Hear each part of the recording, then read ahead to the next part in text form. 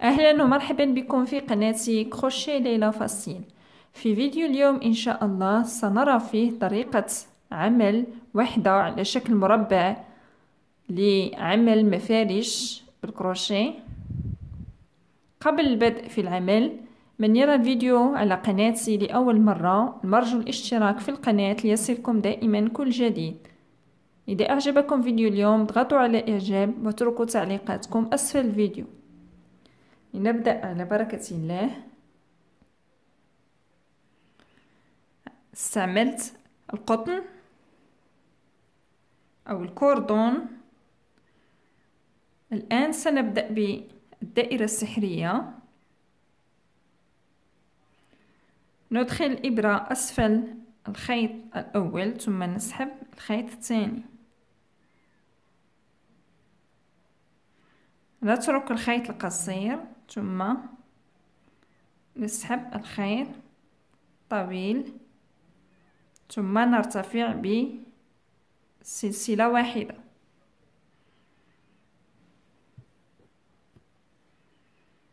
ثم سنعمل 12 غرزة حشو داخل الدائرة.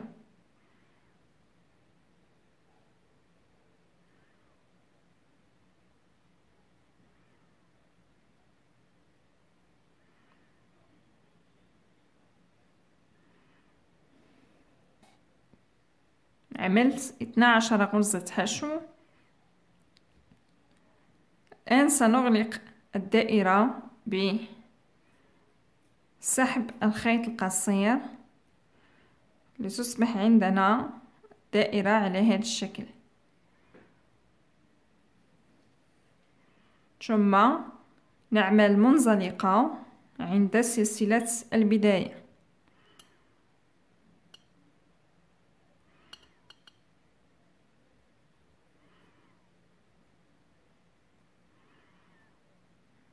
منزلقة. ثم سنرتفع ب3 سلاسل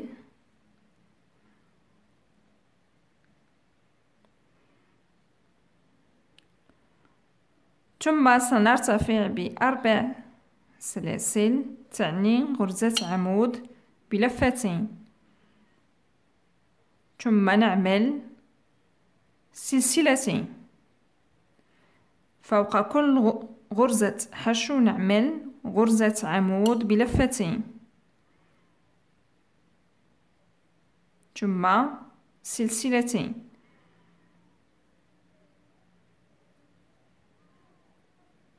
نعمل غرزة عمود بلفتين فوق غرزة حشو سلسلتين.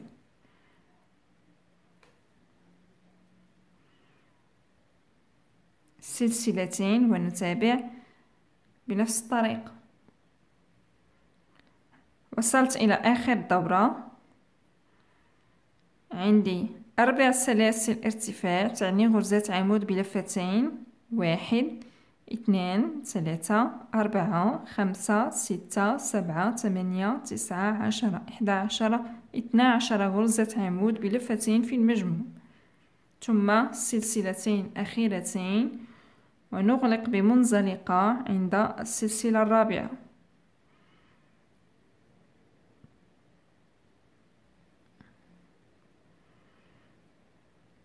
ثم عند السلسلتين في الفراغ نعمل منزلقة لبداية الشغل من الوسط. سنرتفع ب4 سلاسل تعني غرزة عمود بلفتين ثم في نفس المكان نعمل على هذا الشكل غرزة عمود بلفتين. نسحب المرة الأولى والمرة الثانية ثم نترك آخر غرزة ثم نسحب من الغرز 3 ثم نعمل 6 سلاسل ثم في الفراغ نعمل نفس الشيء 3 غرز عمود بلفتين نترك آخر غرزة على هذا الشكل، ثم نسحب من الغرز ب3 ونعمل 6 سلاسل.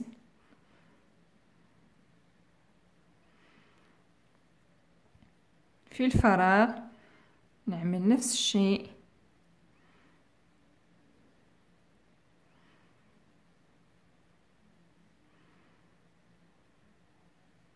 ثم 6 سلاسل، ونتابع العمل بنفس الطريقة. عملت دورة على هذا الشكل، وصلت إلى آخر 6 سلاسل. سنعمل فقط 3 سلاسل ثم غرزة عمود عند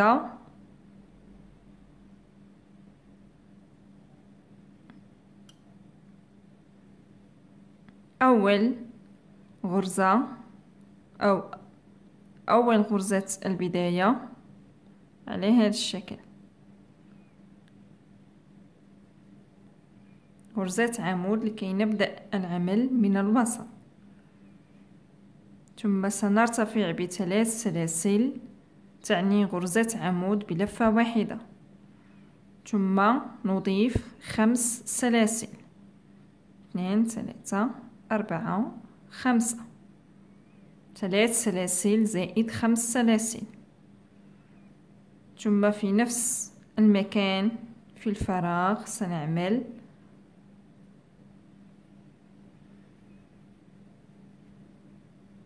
غرز العمود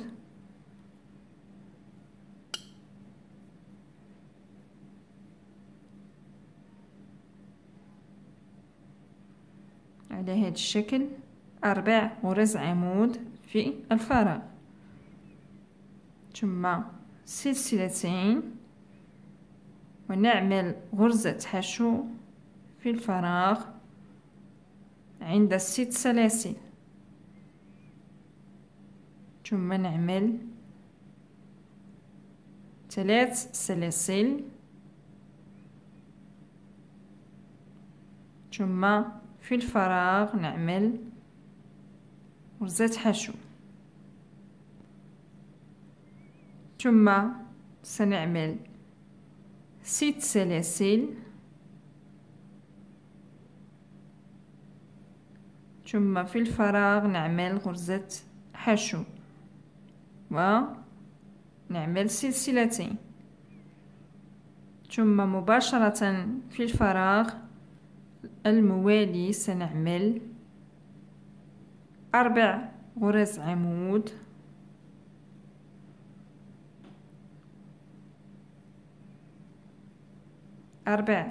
عمود، ثم 5 سلاسل. في نفس المكان نعمل 4 غرز عمود أخرى،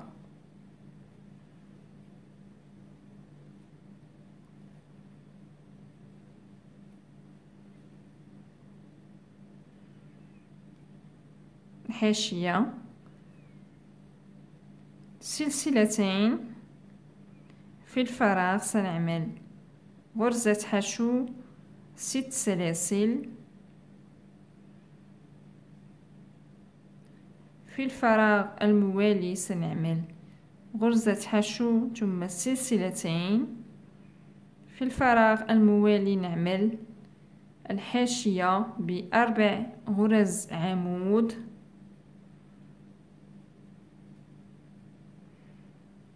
ثم 5 سلاسل، و4 غرز عمود في نفس المكان.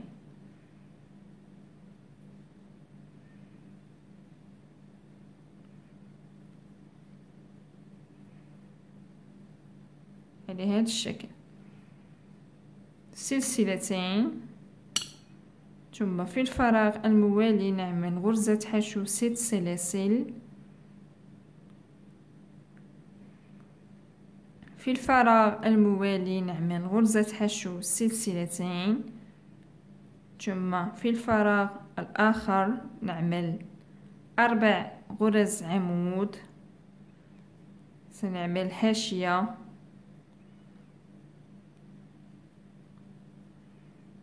ثم 5 سلاسل و4 غرز عمود في نفس المكان.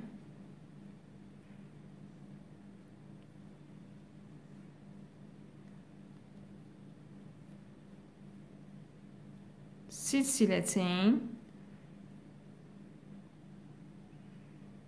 في الفراغ الموالي نعمل غرزة حشو 6 سلاسل،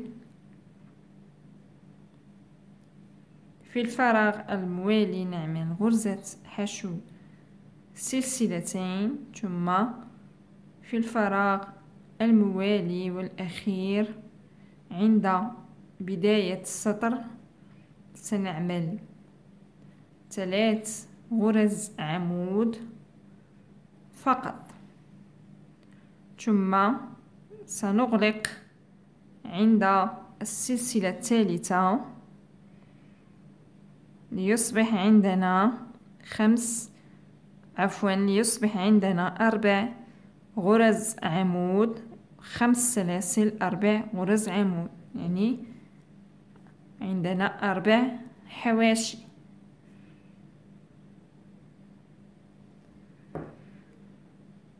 ثم بعد ذلك سنرتفع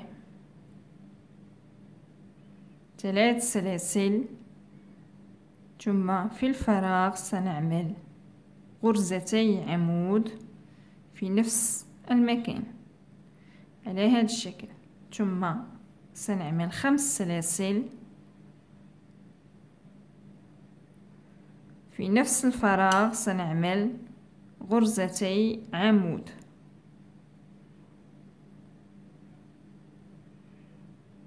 على هذا الشكل، ثم فوق كل غرزة عمود سنعمل غرزة عمود.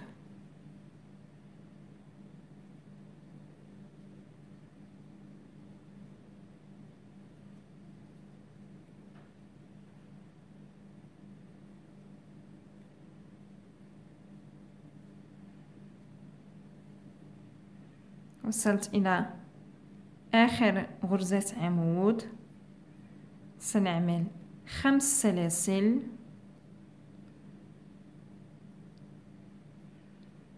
ثم عند 6 سلاسل سنعمل غرزة حشو و5 سلاسل، ثم مباشرة فوق الأعمدة سنعمل فوق كل عمود نعمل عمود بلفة واحدة.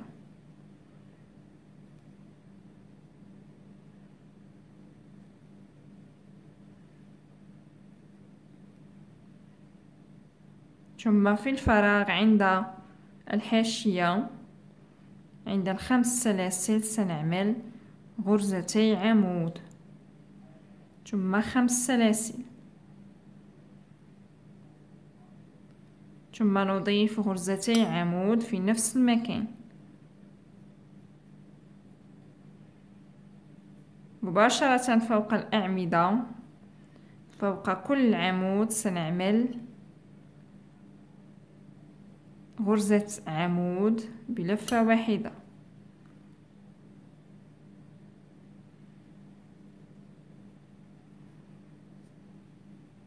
ثم سنعمل 5 سلاسل،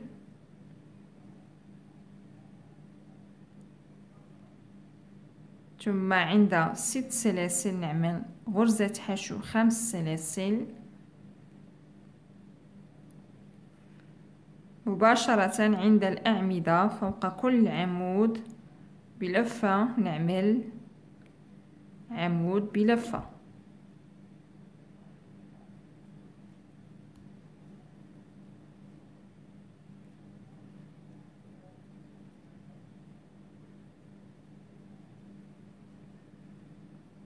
عند ال5 سلاسل نضيف غرزتي عمود في الفراغ، ثم 5 سلاسل في نفس الفراغ نعمل غرزتي عمود، ثم فوق كل غرزة عمود نعمل غرزة عمود،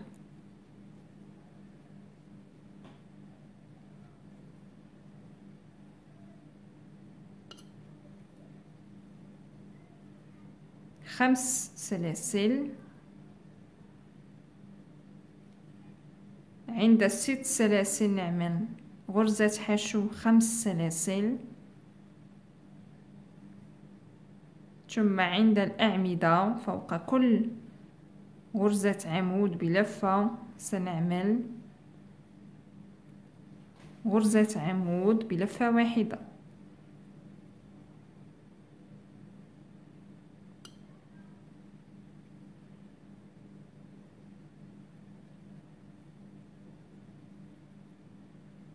ثم نضيف غرزتي عمود عند 5 سلاسل الحاشية، ثم 5 سلاسل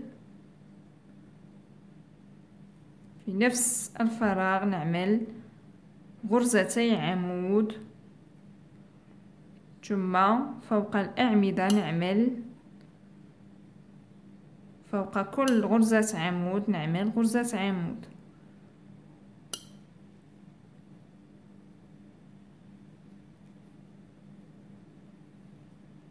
خمس سلاسل. عند 6 سلاسل نعمل غرزة حشو 5 سلاسل، ثم مباشرة فوق الأعمدة سنعمل أعمدة.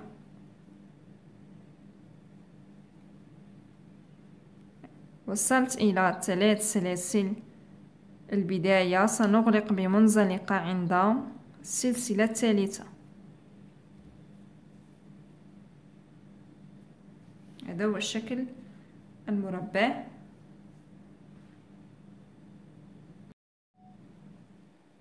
الآن سنرتفع ب3 سلاسل، ثم فوق الغرزتي عمود نعمل غرزتي عمود،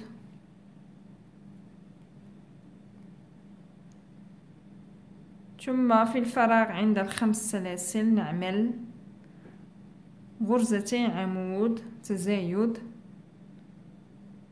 5 سلاسل، ثم في نفس المكان سنعمل غرزتي عمود، ثم فوق الأعمدة سنعمل فوق كل غرزة عمود نعمل غرزة عمود.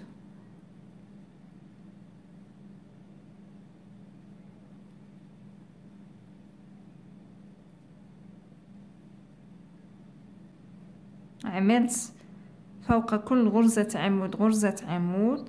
وصلت إلى الغرزتين عمود الأخيرتين، سنترك الغرزتين نعمل 3 سلاسل، ثم سنترك غرزتين الأخيرتين. عند ال5 سلاسل في الفراغ نعمل غرزة حشو 5 سلاسل، ثم في الفراغ عند ال5 سلاسل نعمل غرزة حشو 3 سلاسل، ونترك غرزتي عمود، ثم نعمل في الغرزة الثالثة غرزة عمود، ثم فوق كل غرزة عمود نعمل غرزة عمود.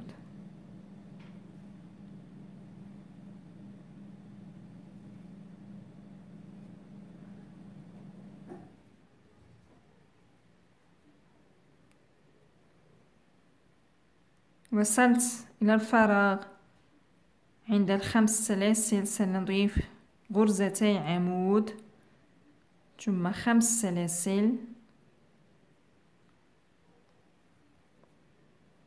ثم في نفس المكان سنعمل غرزتي عمود، ثم فوق الأعمدة سنعمل فوق كل غرزة عمود غرزة عمود، ونترك الغرزتي عمود الأخيرتين.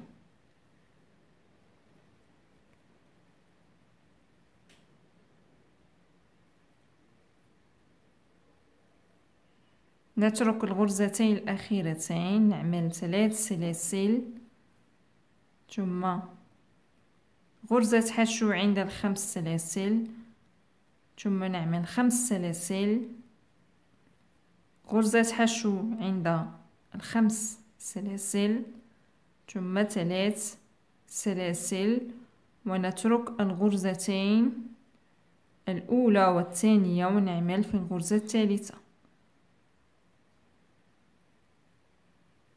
ثم نتابع بنفس الطريقة. أنهيت دورة، عملت آخر 3 سلاسل، ثم نترك غرزتين عمود ونعمل في الغرزة الثالثة غرزة عمود، ثم نغلق بمنزلقة عند 3 سلاسل البداية عند السلسلة الثالثة على هذا الشكل، ثم نرتفع ب3 سلاسل، ثم فوق كل غرزة عمود نعمل غرزة عمود،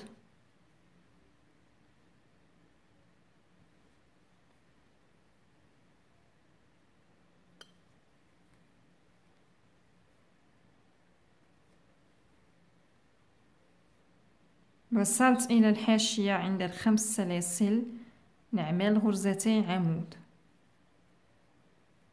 ثم 5 سلاسل، في نفس المكان نعمل غرزتي عمود،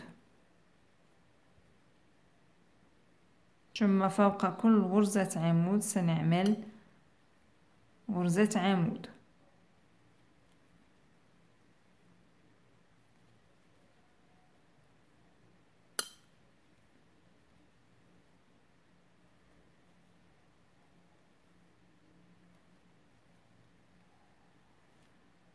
وصلت إلى 3 سلاسل في الفراغ، نعمل غرزتي عمود، ثم 5 سلاسل، في الفراغ عند ال5 سلاسل سنعمل غرزة حشو 5 سلاسل، ثم عند ال3 سلاسل نعمل غرزتي عمود، ثم فوق كل غرزة عمود نعمل غرزة عمود.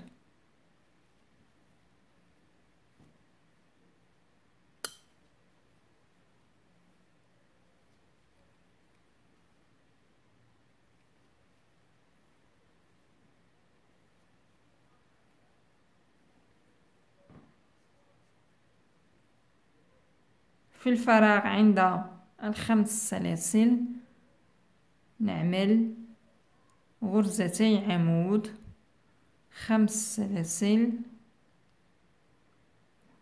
عند الحاشية نضيف غرزتي عمود في نفس المكان، ثم فوق كل غرزة عمود نعمل غرزة عمود، ونتابع العمل بنفس الطريقة مثل البداية. عملت دورة بنفس الطريقة، وصلت إلى ال5 سلاسل الأخيرة، غرزة حشو 5 سلاسل، غرزتي عمود في الفراغ، ثم غرزة عمود فوق غرزة عمود، ثم وصلت إلى 3 سلاسل بداية، سنغلق بمنزلقة عند السلسلة الثالثة، ثم نرتفع ب3 سلاسل، فوق كل غرزة عمود نعمل غرزة عمود.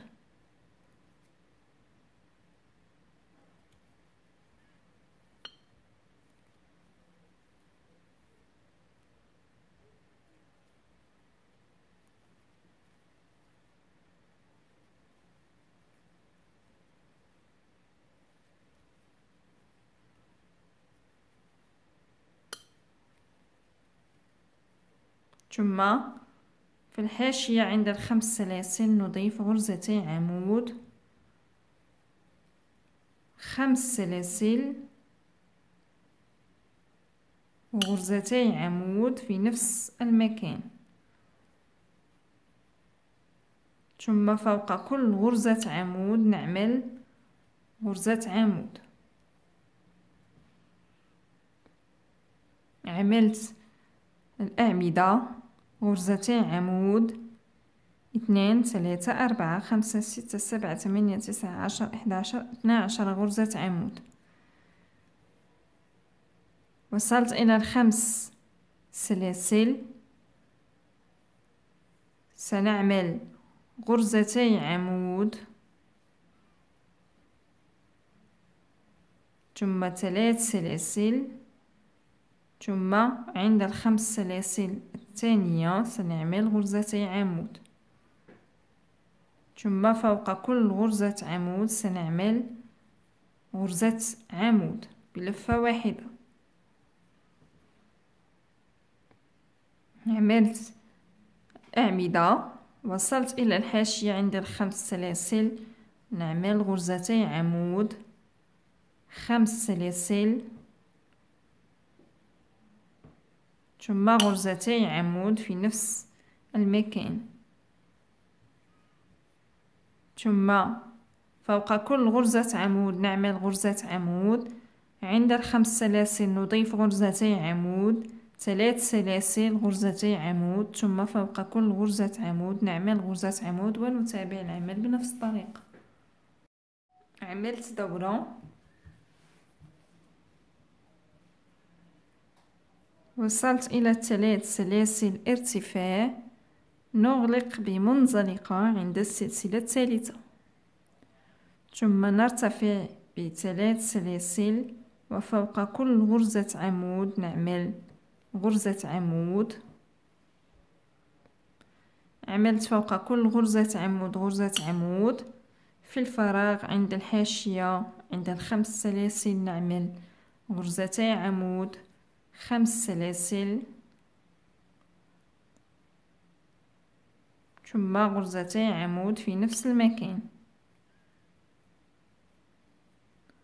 ثم فوق كل غرزة عمود نعمل غرزة عمود. هذا هو السطر الأخير، آخر سطر. فوق كل غرزة عمود عملت غرزة عمود، وصلت إلى 3 سلاسل، سنعمل غرزتي عمود في الفراغ، ثم فوق كل غرزة عمود نعمل غرزة عمود.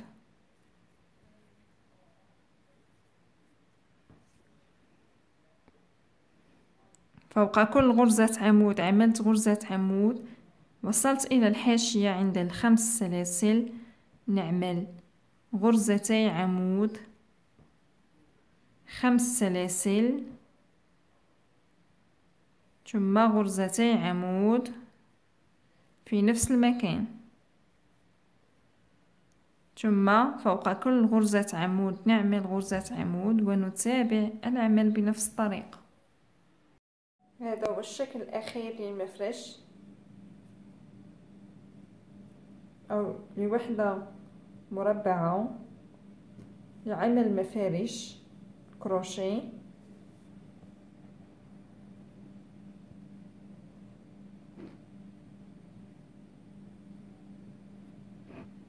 أتمنى أن يعجبكم فيديو اليوم، لا تنسوا دعمي بالاشتراك في القناة ليصلكم دائما الجديد. إذا أعجبكم فيديو اليوم اضغطوا على إعجاب واتركوا تعليقاتكم أسفل الفيديو. لنلتقي في الفيديو المقبل.